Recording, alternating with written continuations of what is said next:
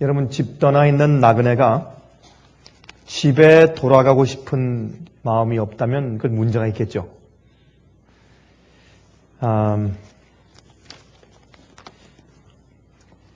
여러분, 여행하는 사람이 본향 찾는 마음이 없으면 그 사람은 집을 전혀 그리워하지 않는 사람인 것을 우리가 잘 압니다. 제가 여행을 많이 하는 사람이기 때문에 이제 여행을 많이 하면 할수록 제 마음 가운데 그리운 것이 따뜻한 그런 아늑한 편안한 다른 사람들의 눈치를 전혀 볼 필요 없고 그저 내 있는 그 모습 그대로 살 수 있고 또 내 있는 모습 그대로를 용납하고 인정해주는 내 식구들이 있기 때문에 참 집에 가고 싶은 생각이 떠나는 시간부터 돌아올 때까지 있는 것입니다. 그래서 아브라함은 하늘에 있는 본향을 사모하면서 이 땅에 나그네로 살았다 그렇게 성경은 말하고 그것을 믿음이라고 설명합니다. 그래서 우리가 이 땅에 살면서 하늘 본향을 그리워하고 예수님이 이제 오시나 저제 오시나 그렇게 기다리는 마음이 없다면 우리가 그렇게 말로 늘 표현하고 살진 않을지라도 우리 마음 가운데 예수님 언제 오시나 이제 오시나 저제 오시나 또 언제 우리가 본향에 돌아갈 것인가 하는 그런 마음이 늘 우리 마음속에서 샘솟듯 올라오지 않으면 우린 재림을 기다리는 그런 교훈이라고 할 수 없지 않겠습니까? 오늘 제가 여러분들께 장막절에 대해서는 좀 설명을 좀 드리려고 합니다. 장막절. 여러분, 하나님께서 모세를 통해서 이스라엘 백성들에게 주신 절기 제도는 하나님의 구원의 역사를 설명해 주신 예언이죠. 이 절기들은 말이죠. 한 번씩 적용이 됩니다. 이 예수님께서 이 땅에 오셔서 십자가에 돌아가신 것을 예언하고 또한 알려주고 가르치기 위해서 유월절 제도를 지키게 하셨습니다. 그 다음에 예수님의 부활을 예언하고 가르치기 위해서 요제절을 지키게 하셨어요. 그 다음에 예수님께서 우리 죄를 대속하시고 십자가에 돌아가셨기 때문에 그 이후부터 누룩이 빠진 떡을 먹고 살아야 합니다. 죄가 없는 생활을 죄를 용서받은 그런 생활을 사는 것을 우리에게 깨닫게 하기 위해서 무교절 제도를 주셨고 그리고 이제 예수님께서 부활하신 다음에 50일째 되는 날 하나님 예수님께서 첫 번째로 예수님을 믿고 예수의 이름을 믿고 구속을 얻는 것을 이해하고 또한 12사도의 가르침을 통해서 세워진 교회에게 하나님께서 성령으로 인치시고 그들이 나가서 예수님의 십자가에 돌아가심과 부활을 통해서 온 세계 만민이 진리로 구원받게 하기 위해서 주님께서 어떻게 했습니까? 주님께서 성령을 부으셨습니다. 그것이 오순절입니다. 그래서 이 모든 절기들은 사실은 한 시대에 한 사건에 한 절기씩만 적용되는 것을 우리가 알 수 있습니다. 이것이 봄절기입니다. 그 다음에 또 가을절기가 있습니다. 봄절기가 지난 다음에 4개월의 긴 기간을 지난 다음에 또 가을절기가 있는 것입니다. 나팔절과 대속절과 장막절이 나오는 것입니다. 여러분, 성경에서 4라고 하는 숫자, 40일, 또 40년, 또 4라고 하는 숫자는 하나님의 교회에 대한 시련에 대한 숫자입니다. 그것은 시험과 고난에 대한 숫자입니다. 예수님께서 40일 동안 광야에서 시험 당하셨습니다. 40년 동안 이스라엘 백성이 광야에서 돌아왔습니다. 그러므로 넉 달 동안 기간이 있는 것은 초대교회가 생긴 다음부터 1260년 동안, 다시 말해서 교회가 긴 여름 동안의 핍박 기간을 지나면서 1260년 동안의 핍박 기간을 지나는 그 역사를 상징하기 위해서 이제 오순절 성령 받은 교회 이후부터 긴 여름의 기간이 있는 것을 상징하기 위해서 넉 달 동안의 기간을 준 다음에 그 다음에 나팔절이 있습니다. 예수님의 재림에 대한 예언을 가르치는 재림 운동이 일어났습니다. 그 다음에 대속죄일이 시작되었습니다. 하늘에서 조사 심판이 진행 중에 있습니다.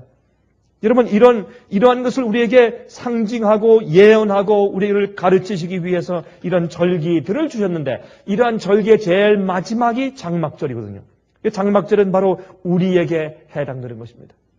물론 이 세상에 있는 구원받는 모든 사람들이 죽었던 의인들은 예수께서 오실 때 첫째 부활에 일어나서 살아있는 의인들과 합쳐서 하늘로 성천에 올라가면서 장막절을 지키는 것이죠. 그러나 이 땅에 살고 있으면서 죽음을 맛보지 아니하고 예수님의 재림을 보고서 하늘로 승천하는 자들에게 장막절은 얼마나 흥분되고 얼마나 기가 막힌 그런 경험인지 모르겠습니다. 여러분은 모르겠습니다만 저는 이 장막절이란 이런 그 어귀만 생각만 해도 제 콧날이 시큰하고 제 눈에 눈물이 핑 도는 것입니다. 그 이유는 저는 제 마음 가운데 하늘 본향을 사모하기 때문에 그렇습니다. 저는 전혀 부끄러움 없이 전혀 아무런 과장도 없이 저는 하늘을 사모합니다. 전 예수님의 재림을 사모하는 사람이고 또한 장막절을 사모합니다. 저는 속히 하늘 본향 집에 돌아가는 날을 저는 사모하는 사람입니다. 전 그것을 위해서 삽니다. 여러분 우리가 어릴 때 말이죠. 어릴 때는 먹고 노는 것이 다인 줄 알아요, 우리가. 먹고 노는 일이면 다인 줄 알아요. 피곤하면 들어놓고 자고 아침에 나서 또 먹을 걸 조르고 먹으면 또 나가서 친구와 놀고. 그렇죠? 그렇게 지내면서 또 엄마 아빠에게 시장에 가서 사탕을 캔디를 사달라고 그렇게 조르다가 엄마 아빠가 안 돼 하면 하늘이 무너지는 것 같아요. 그게 세상에서 전부예요. 그렇지만 우리가 커가면서 점점 그것이 전부가 아닌 것으로 합니다. 교육이 있는 것을 배우고 학교가 있는 것을 배우고 선생이 있는 것을 배우고 친구를 배우고 나중에 부모들보다 친구가 더 좋아지는 그런 경험을 우리가 하게 되고 그런 우리의 성장의 경험을 우리가 계속하게 되면서 점점 세상이 우리가 생각했던 것보다 더 넓다는 사실을 우리가 이해하게 되는 겁니다. 점점 이해하고 나중에 우리가 장성한 그리스도인 되면 이 세상이 다가 아니라 이 우주의 이 중심인 곳에 하늘에 우리 본향이 있다는 사실을 깨닫게 됩니다. 그래서 이 지구가 다가 아니라 우주가 있다는 사실을 깨닫게 되고 그 다음에 예수께서 오시는 것과 나중에 우리가 헤어져 있던 우주에 있는 그 수많은 우리 형제 자매들을 만나야 하는 사실과 또한 우리가 돌아가야 할 진정한 하늘 본향과 집이 있다는 사실을 우리가 깨닫게 되는 것입니다. 그때 드디어 우리가 성장한 그리스도인이 되는 것입니다. 그래서 그 집을 사모하게 되는 것입니다. 그래서 하늘에 돌아가는 것이 그것이 우리 생의 목적이 되는 것입니다. 여러분 이렇게 이제 대속죄일이 지나면 대속죄일 날 죄를 모든 죄에서 정결케 함을 받은 백성들이 이제 장막절에 참여하게 되는데 이것이 드디어 마지막에 구속의 경험의 절정을 이루는 것입니다. 그래서 우리는 그날을 고대하는 것이에요. 장막절 하면 여러분 많은 사람들이 장막절 하면 유대인들의 그저 절기 이렇게 생각하지만 장막절에 그 숨어있는 깊은 의미를 이해하면 장막절이 무엇을 의미하는지를 우리가 이해하면 그러면 우리가 장막절이 우리 가슴에 사무치는 그런 단어가 되고 정말 장막절을 지킬 것을 고대하게 되는 것입니다. 옛날 이스라엘 백성들은 장막절을 지키면서 그들이 영원히 오는 하늘 장막을 고대했습니다. 아브라함은 영원히 살 하늘 장막을 고대했기 때문에 이 땅에 살면서 아무리 좋은 집에 있어도 그저 잠깐 있다가 가는 유랑인 그런 스트레인저, 나그네라고 여겼다 그랬습니다. 여러분 요한계시록 21장과 22장은 성경의 제일 마지막 책인 요한계시록의 또 제일 마지막 장들인 21장과 22장에는요. 이 장막절에 관한 내용들로 꽉 차 있습니다. 여러분 요한계시록 21장과 22장에는 장막절에 대한 내용으로 가득 차 있습니다. 우리 먼저 요한계시록 21장 1절부터 7절을 먼저 펴서 좀 읽어보도록 하십시다. 우리 요한계시록 21장 1절부터 7절까지 있는 말씀을 먼저 보도록 하겠습니다. 또 내가 새 하늘과 새 땅을 보니 처음 하늘과 처음 땅이 없어졌고 여러분 여기 있는 이 대목을 읽으실 때 여러분 마음이 어떻습니까? 다시 읽겠습니다. 새 하늘과 새 땅을 내가 보니 처음 하늘과 처음 땅이 없어졌고 여러분 이 말씀을 읽을 때 여러분 마음 가운데 어이쿠 큰일 났네. 내 거 그러면 그것도 없어지는 건 아니야. 이렇게 되어버리면 이거 문제가 있는 거죠 여러분. 그렇죠? 여러분들 마음 가운데 아유 목사님 그럴 리가 있겠습니까? 하지만 그게 아닙니다. 그게 아닙니다. 여러분 여기 처음 하늘과 처음 땅이 없어졌고 할 때 여러분 마음 가운데 아멘이 있어야 합니다. 그다음에 바다도 다시 있지 않더라. 바다는 옛날에 사도 요한이 이 요한계시록을 기록할 당시에 바다는 세상에 있는 세속된 사람들을 상징했습니다. 그래서 요한계시록 13장을 보시면 교황권을 상징하는 그런 이상한 짐승이 몸은 표범 같고 머리는 사자 같고 발은 곰 같고 머리가 일곱은 뿔이 열이고 그 뿔들에 면류관이 있고 그런 이상한 짐승이 어디에서 올라온다 그랬습니까? 바다에서 올라와요.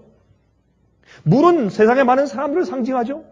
마지막에 바벨론의 세력을 지지하는 세력으로 요한계시록은 물을 상징해요. 그러므로 이 바다가 다시 있지 않더라. 배도한 사람들, 하나님의 진리를 따르지 않는 사람들, 예?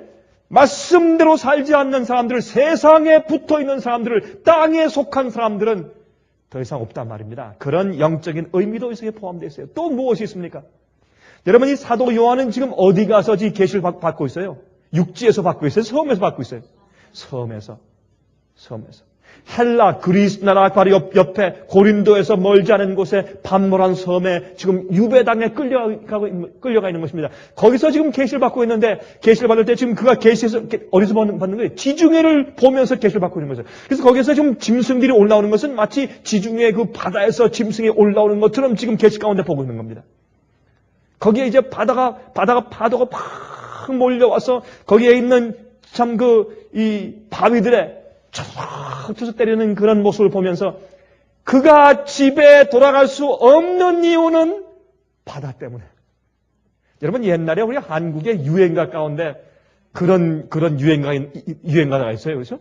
옛날에 여러분 저는 이 설교할 때 유행가 가사나 이런 속된 것을 제가 인용한 적이 제가 한 번도 없습니다만은 여러분 옛날 유행가 가사에도 보면 바다가 육지라면 그런 가사가 다 있어요. 옛날에 그 유행가 가운데죠. 그런 식으로 내가 바다가 있기 때문에 내가 꼭 가고 싶은 곳에 못 간다 하는 그런 표현이 한국 사람의 정서도 있듯이 옛날에 사도 요한에게도 있었어요. 그래서 바다가 다시 있지 않더라.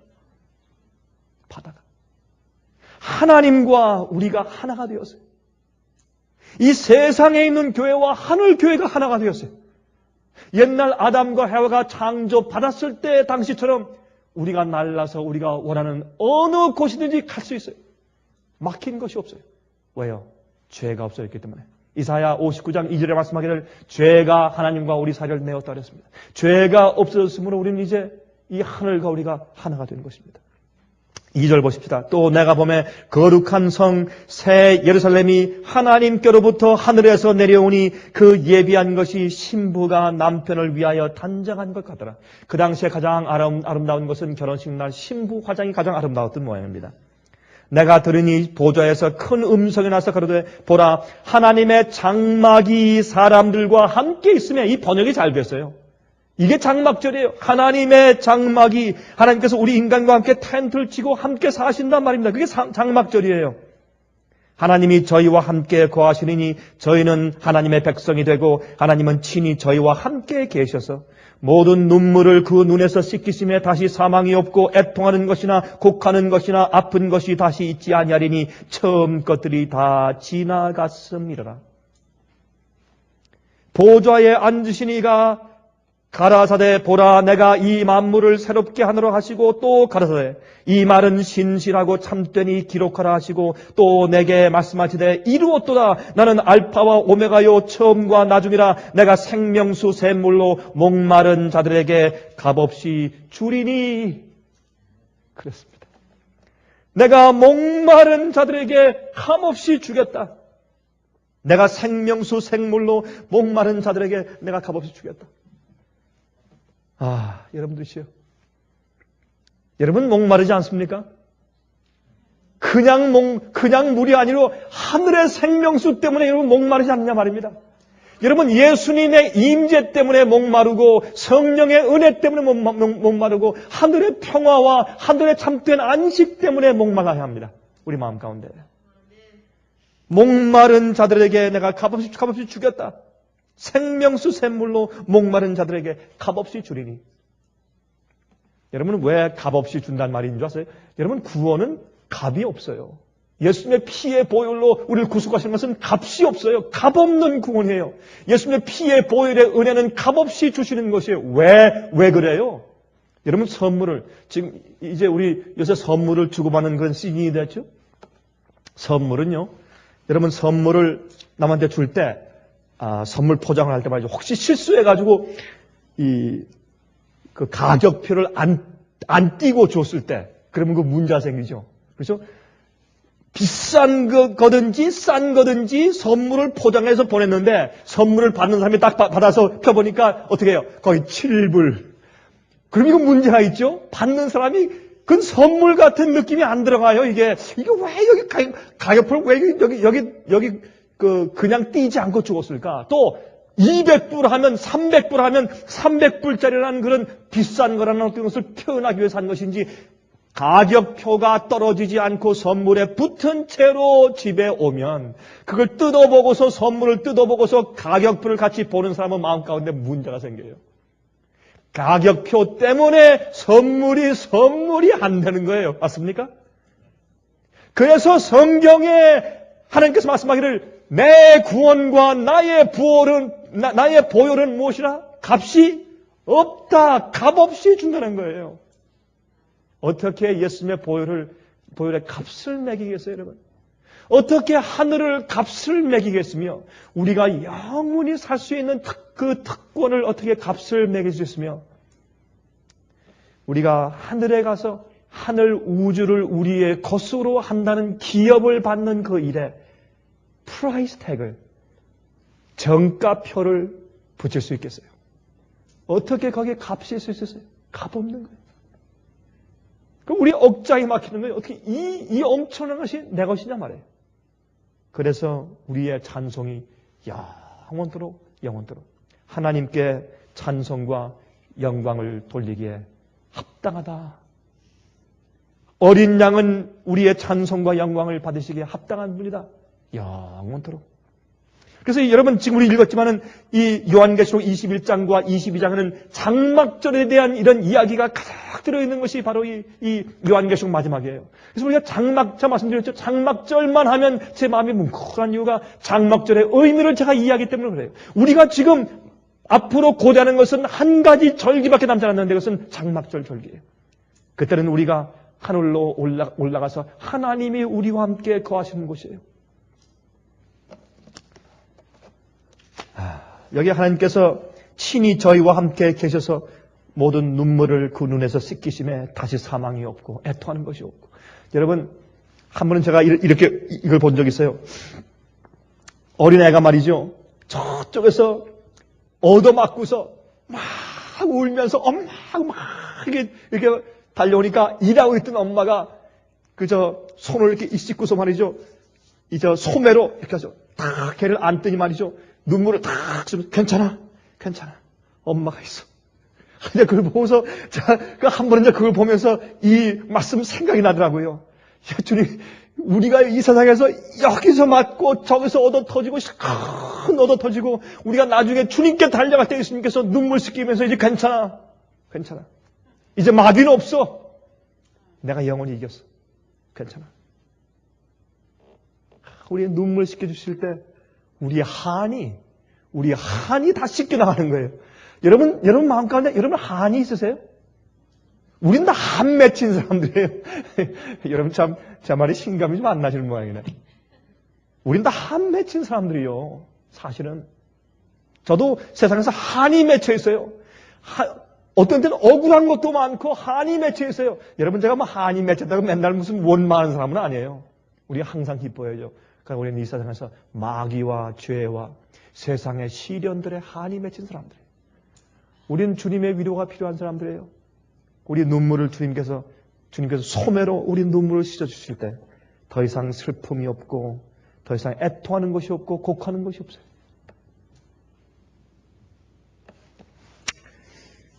그리고 여기 말하기를 나는 너희 하나님 되고 너희는 내 아들 될 것이라. 그 장막절이에요. 여러분 히브리 말로 장막절은 히브리어로 수콧이에요.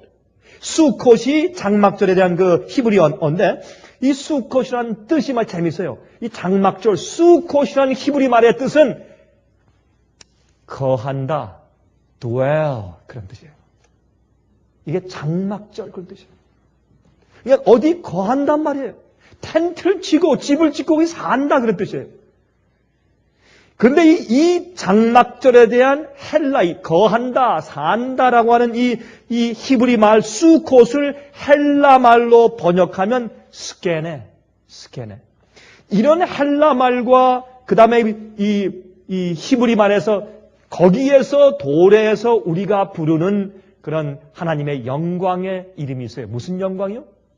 쉐키나 영광. 쉐키나 영광. 그 쉐키나 영광이 어디에 있어요?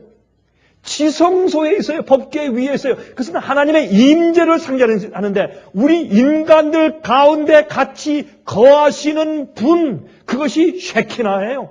쉐키나 하면 하나님이 우리 안에 거하신다. 임마누엘, 예수님이 하나님이 인간 되셔서 이 땅에 오셔서 우리와 함께 거하신다. 임마누엘, 그게 쉐키나예요. 그래서 여러분 요한복음 1장을 보면 우리가 독생하신 예수 그리스도를 보니 그 안에 은혜와 진리가 충만하더라. 하나님의 영광이 그 속에 충만한 것이에요. 예수님을 볼 때 무엇을 봐요? 하나님이 우리와 함께 계시구나. 그 임마누엘이에요. 여러분 그래서 사실 성소를 지으려 할 때 그 성소는 말이죠. 사실은 뭐냐면 하나님께서 우리 가운데 같이 거하시고 임재하시면 성소는 필요가 없어요. 무슨 성소가 필요해요? 성소 건물이 왜 필요해요? 하나님이 우리하고 함께 계시는데. 예? 그래서 성소는 하나님의 임재를 상징하는 것이에요. 진짜 하나님이 우리와 함께 와서 계시면 성소가 없어지는 것이에요. 여러분 그래서 요한계시록 21장과 22장 보면 내가 보니 하늘에 성소가 더 이상 없더라. 왜? 어린 양이 성소가 되시기 때문에 예수님이 우리와 함께 거하시기 때문에 그게 장막절이에요. 그래서 출애굽기 21장 22절에 성 안에 성전을 내가 보지 못하였으니 무슨 말입니까? 새 예루살렘 성을 보니 그 성 안에 성전을 내가 보지 못하였으니 이는 주 하나님 곧 전능하신 이와 어린 양이 그 성전이심이라 그랬어요. 여러분 출애굽기 25장 8절 보시면 내가 그들 중에 거할 성소를 그들을 지켜 나를 위하여 짓되 그랬어요. 성소는 하나님께서 우리 안에 거하시는 것을 상징하기 위해서 하나님께서 거하시도록 지어달라고 하신 것이 성소예요. 그래서 출애굽기 25장 22절 보면 거기서 내가 너와 만나고 속죄소 위 곧 증거궤 위에 있는 두 그룹 사이에서 내가 이스라엘 자손을 위하여 내게 명할 모든 일을 내게 이르리라 그랬어요. 하나님께서 법궤 위에서 쉐키나 영광으로 임재하시고 우리 죄인을 거기서 만나신 거예요. 여러분 에덴 동산에는 성소가 있었습니까? 없었습니다. 왜요? 하나님이 매일 찾아오시니까. 하나님이 매일 오시는데 건물이 왜 필요가 있어요? 하나님이 오시는데 그 하나님이 성소인데 그래서 성소가 없었어요. 여러분 에스겔 48장 펴서 보세요. 이건 다 펴서야 돼요. 펴서 한번 읽어보셔야 돼요. 에스겔 48장을 보시면 이런 말씀이 기록되어 있어요. 에스겔 48장. 에스겔 48장 35절을 우리 보십시다. 에스겔 48장 35절은 에스겔의 제일 마지막 절이죠. 그렇죠? 예. 거기 보시면 에스겔이 이제 제일 마지막 장인 47장 마지막 절인 35절을 보시면 여러분 37절부터 47장과 48장을 보시면 거기 뭐가 나옵니까? 에스겔서의 맨 마지막에 에스겔이 뭘 봐요?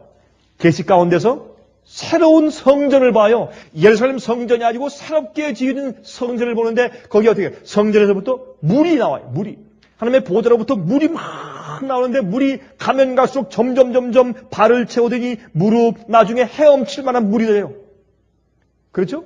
그러한 이제 모습이 보입니다. 그런데 그런 모습이 보이고 나중에 보면 이제 에스겔서 얘는 생명나무에 대한 얘기가 나와요.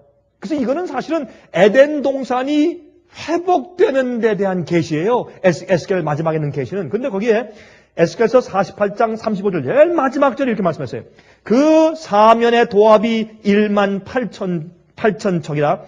그날 후로는 그 성읍의 이름을 뭐라 하더라? 여호와 삼마라 하리라. 여러분, 제가 이 퀴즈를 내드리면 몇 분이나 이걸 알아맞힐지 모르겠는데, 여호와 삼마의 뜻이 뭡니까? 성경에 여러분 관주 성경 가진 분들은 여기 있죠. 여호와 삼마의 뜻이 뭡니까?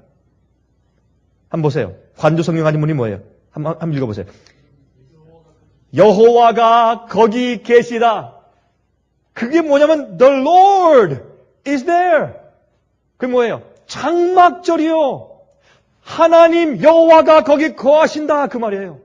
여호와는 성전에 계시니 온 천하는 그 앞에서 어떻게 할지어다? 잠잠할지어다. 장막절 얘기예요. 우리가 드디어 하늘에 올라가서 하나님을 배웠고 우리가 집에 돌아간 거예요. 집에 돌아가서 드디어 하나님께서 계신 곳에서 같이 있는 것이에요.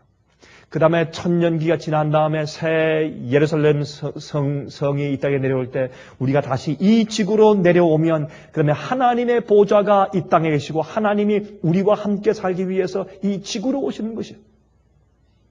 여호와 삼마요. 이 지구에 예루살렘 성전 중간에 하나님이 계세요. 그게 성전이란 말이에요. 그게 새로운 성전인 것을 여기에 이제 설명해 주고 있다 그 말입니다. 여러분, 제가 처음에 시작할 때 말씀드렸지만은, 자, 여러분, 집에 가고 싶으십니까?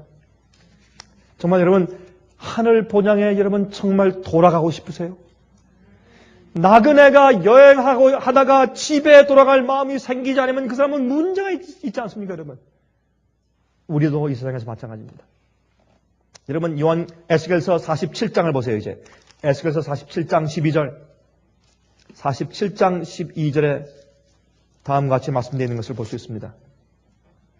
강 좌우가에는 각종 먹을 실과 나무가 자라서 그 잎이 시들지 아니하며 실과가 끊이지 아니하고 달마다 새 실과를 맺으리니 이게 무슨 나무예요?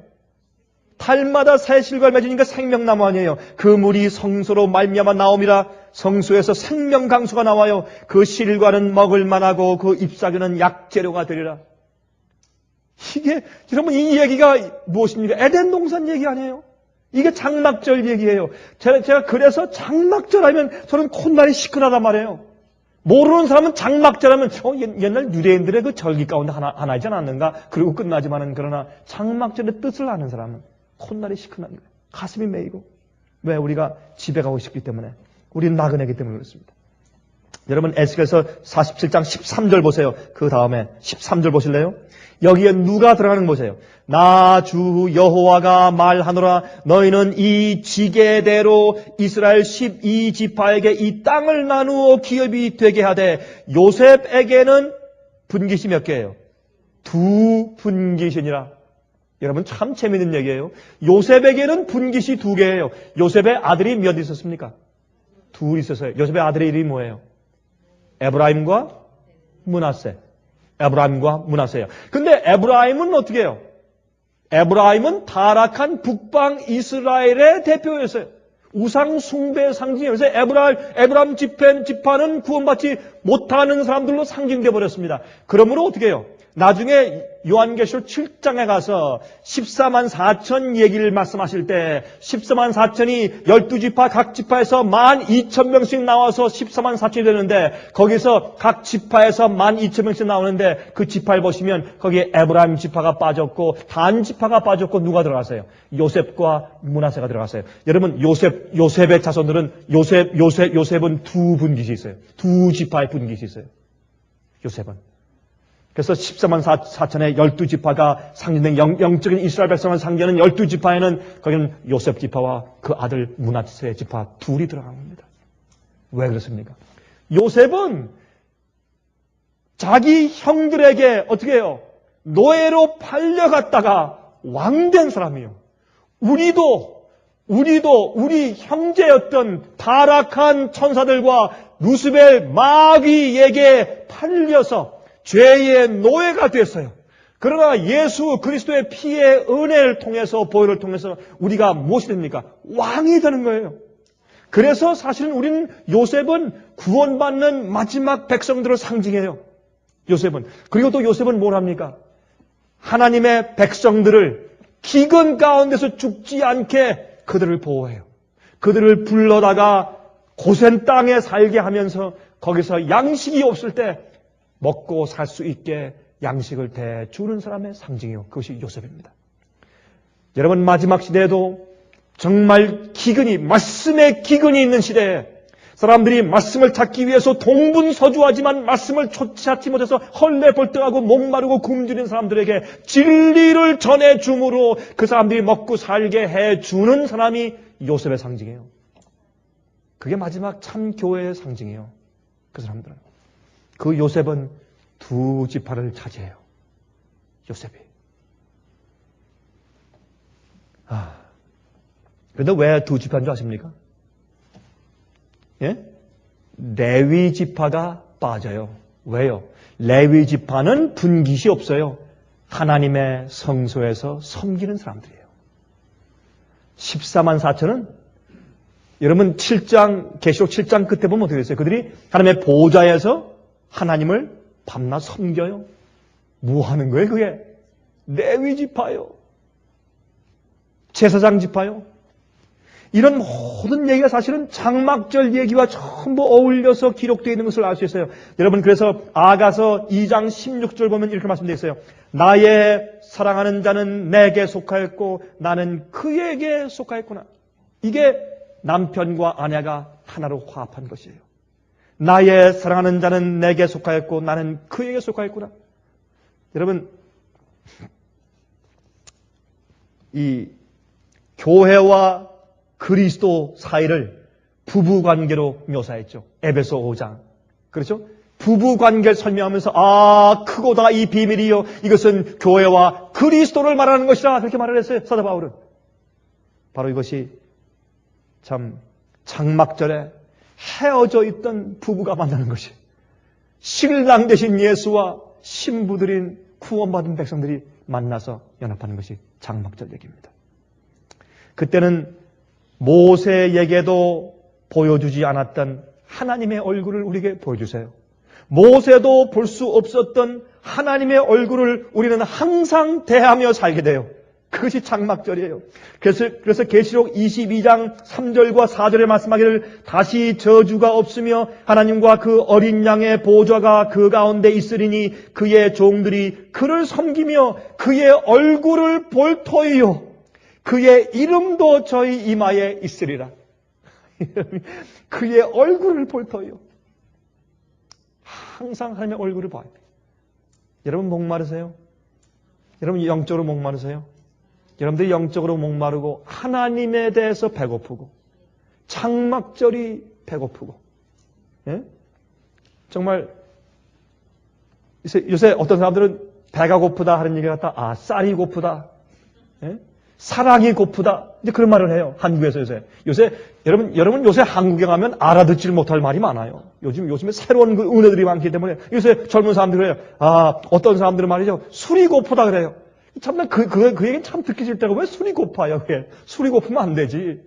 그러나 우리는 참 하나님의 얼굴이 고파야 합니다. 영생이 고프고 새 예루살렘 성전이 고프고 돌아가는 본향이 고프고 새 예루살렘 성이 고파야 합니다. 목이 마르고 하나님의 은혜가 목이 마르고 성령의 감동하심이 목이 마르고 그래야 우리가 살지 않겠습니까? 그래야 그리스도인들 아니겠습니까? 여러분, 그래서 이 장막절 때 말이죠. 이스라엘 백성들은, 유대인들은 전부 다 집에서 나와서 이 나무로 이렇게 엮어서 이렇게 텐트를 쳐가지고 지붕을 나무 잎사귀로 엮은 그런 그 임시 집에 가서 일주일 동안 장막절 지키며 살았어요. 모든 열매를 전부 따서 바친 다음에, 예? 알곡을 다 거둬서 열매를 다 거둬서 바친 다음에 그들이 이제 사실은 이런 잎사귀로 만든 지붕으로 만든 그런 임시 텐트를 치고 그들이 다 나와 살았어요. 그들은 40년 동안 광야를 돌던 것을 그들이 기억하면서 주님의 인도하심을 기억해요. 우리가 장막절 지키면서 하나님이 우리 가운데 계실 때 하나님께서 이 세상에서 우리가 60년, 70년, 80년 아니 40년 아니면 어떤 사람이 일찍 죽었을 때 자기 사는 일생 동안 이 세상에서 인도하시고 보호하신 하나님의 은혜를 생각하고 기려요. 감사해요. 그리고 여러분 마찬가지로 그래서 장막절은 밖에 나가서 지켰어요. 그러면서 그들이 밤에 잘 때 무엇을 봅니까? 잎사귀 사이에 무엇이 있어요? 구멍이 다 뚫려 있어요. 그렇죠? 구멍이 뚫려 있어요 다. 그리고 구멍이 뚫린 구멍을 통해서 무엇을 봐요? 하늘을 봐요. 하늘을 그리워하는 거예요. 그래서 집에서 살지 말고 하늘이 안 보이는 아주 꽉 막힌 집에 살지 말고 그 장막절 땐 일주일 동안 밖에 나와서 마당에 텐트를 끌고 살아라. 숭숭 구멍 뚫린 지붕을 통해서 하늘을 보라 이거예요. 그게 장막절이에요. 지금도 우리는 장막절의 정신을 가지고 살아야 합니다. 그게 뭔지 아세요? 하늘이 보여야 돼요. 근데 여러분 우리가요 사는 집이 너무 좋으면요 집의 지붕의 챈들리에가 너무 아름다워가지고 하늘이 안 보여요. 타고 다니는 자동차가 너무 좋아서 너무 편리하기 때문에 하늘이 안 보여요. 내가 가진 직장이나 사업이 좁기 때문에 하늘이 안 보인단 말이에요. 그래서 어떻게 하는지 아세요? 나와서 살아라. 나와서. 잎사귀로 지붕을 짓고 이렇게 텐트를 치고 그래서 구멍이 숭숭 뚫렸기 때문에 내가 좀 뭔가 부족하기 때문에 없기 때문에 무엇이 보여야 돼요? 하늘이 보여야 돼요. 하늘이 보여야 돼요. 여러분 생각하는데 이게 지금 무엇에 지금 적용이 되는지 여러분 이해하시겠죠? 하늘이 이거 보여요. 하늘이 보이구나. 그래서 하늘이 고파야 돼요. 하늘이 고파져야 돼요. 그래야 장막절을 사는 사람이죠. 그래야 재림을 기다리는 사람이죠. 여러분 이제 우리가 좋은 집에 살 수 있고 좋은 차를 타고 다닐 수 있어요. 거기에 대해서 제가 말하는 건 아니에요. 여러분 우리 마음이 항상 하늘을 볼 수 있어야 돼요. 항상 이렇게 막혀있는 지붕과 천장을 뚫고서 올라가서 하늘을 봐야 돼요. 여러분 아브라함도 부자였어요. 아브라함도 재산이 많은 사람이었어요. 그러나 그는 재산이 많았지만 이 땅에 살면서 나그네라 자기를 불렀고 하늘로 가서 볼 자기가 찾아갈 본향을 그리워하며 살았다 그랬습니다. 본향 찾는 사람이라 하고 살았다 그랬습니다. 그게 장막절을 사는 사람의 정신입니다. 우리가 살고 있는 환경들과 인간적인 것들이 가려서 하늘을 보지 못하게 하면 안 됩니다. 여러분 아십니까? 요한복음 7장 37절과 38절 보시면 명절 끝날 곧 큰 날에 예수께서 서서 외쳐 가라사대 누구든지 목마르거든 내게로 와서 마시라. 나를 믿는 자는 성경의 이름과 같이 그 배에서 생수의 강이 흘러나리라 하리니 이랬어요. 이것은 초막절이었어요. 장막절이었어요. 장막절이 끝나는 날만 큰 날에 그 명절 끝날에 그것은 이 안식일과 절기에 끝나는 날이 절기 안식일 아니에요. 그건 말고 제7일의 안식일과 절기 안식일이 겹쳤을 때 유대인들은 그것을 그 명절 큰 날이라고 불렀어요. 그래서 그 유대인들은 그 명절 큰 날을 굉장히 크게 지켰습니다. 그때 예수님께서 어땠습니까?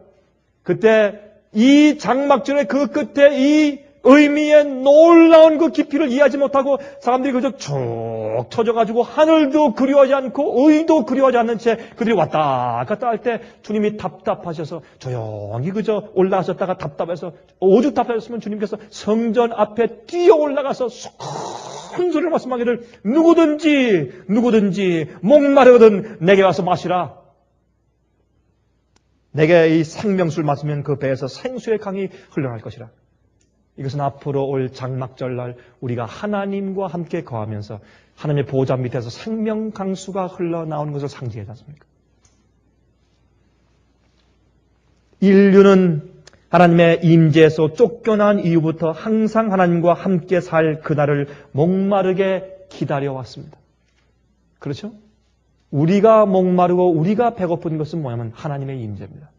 우리가 주님과 함께 살 수 있으면, 주님이 우리 눈물을 좀 씻어줄 수 있으면, 우리 생의 모든 비밀을 좀 주님이 실컷 다 좀 설명해 줄 수 있으면, 왜 그때 주님이 그때 그렇게 하셨습니까? 왜 그때 제 기도를 안 들으셨습니까? 왜 그때 제가 그렇게 어려웠습니까? 우리의 모든 그런 비밀들을 주님께서 다 설명해 주시면서 우리의 눈물을 씻어주시면서 주님 왜 그랬어요?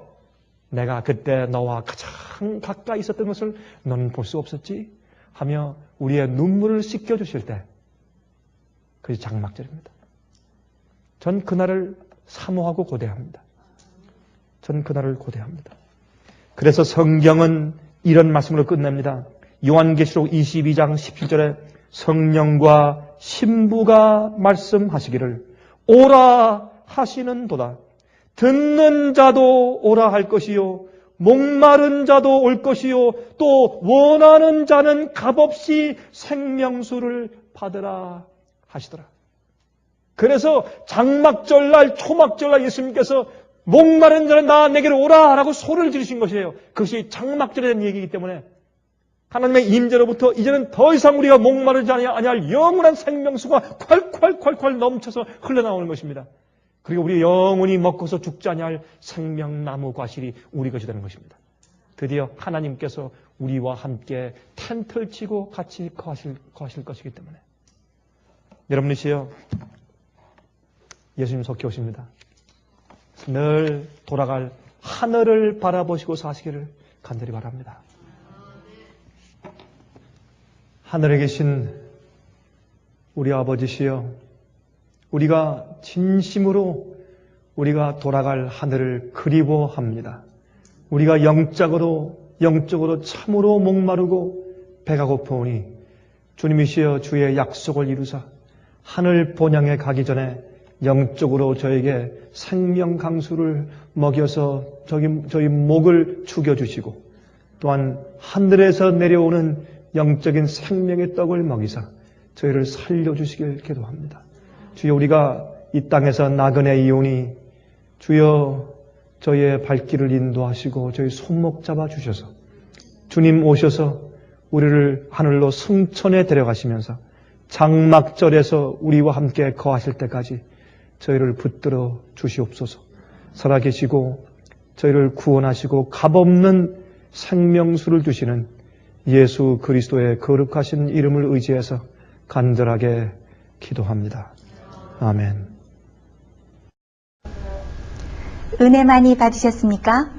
지금까지 들으신 이 생애빛 예배설교는 간절한 마음으로 진리를 찾는 분들과 정직한 양심으로 말씀을 받아들이고 언제나 진실이 무엇인지를 생각하는 그리스도인들을 위한 말씀입니다. 주변 가족들이나 친지들 중에 말씀을 사모하고 순결한 신앙을 갖기 소원하는 분들이 계시면 생애빛 예배설교 테이프를 소개해 주시기 바랍니다. 매주 원하시는 분들의 가정으로 직접 배달되는 생애빛 예배설교는 개인의 신앙 부흥이나 소규모 그룹 예배를 위하여 비디오와 오디오 테이프, DVD, CD로 제작되었습니다. 생애빛 예배설교 테이프를 원하시는 분들은 1-877-704-1004번으로 전화하여 주시기 바랍니다. 생애빛은 각종 미디어, 즉 출판물, 텔레비전, 비디오, 오디오 카세트 테이프, DVD, CD, 그리고 웹사이트를 통하여 복음을 전하는 미디어 선교 기관입니다. 생애빛에서 이루어지는 선교 사업을 크게 5가지로 나누어 소개하면 다음과 같습니다.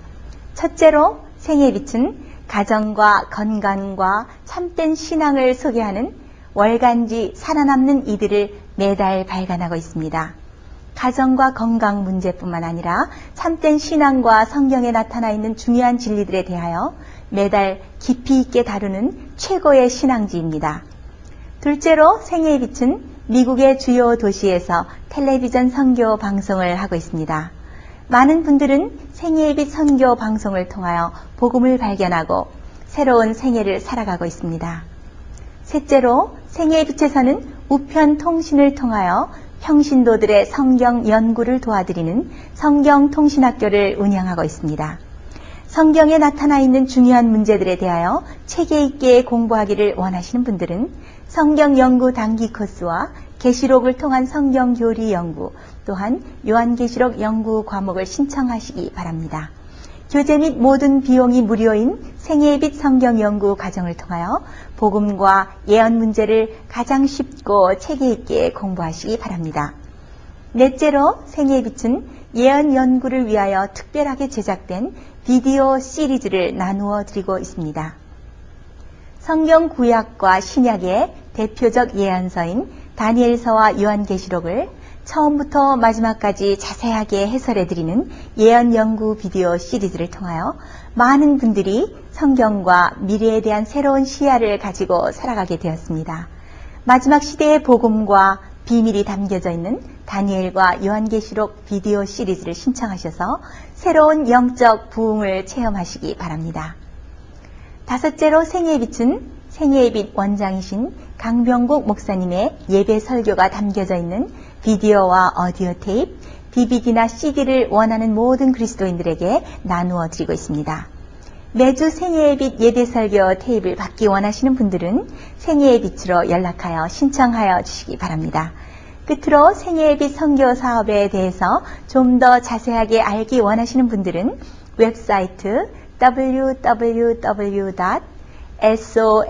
www.sostv.net를 방문하시기 바랍니다. 생애의 빛 웹사이트에는 지금까지 나온 모든 월간지와 비디오 테이프와 텔레비전 방송물들을 누구나 무료로 보실 수 있도록 준비되어 있습니다.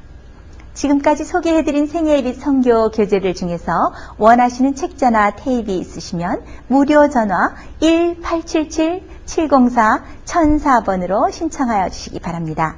미국 동부 시간으로 월요일부터 금요일까지 9시에서 5시 사이에 전화해 주시기 바랍니다. 그럼 다음 시간까지 안녕히 계십시오.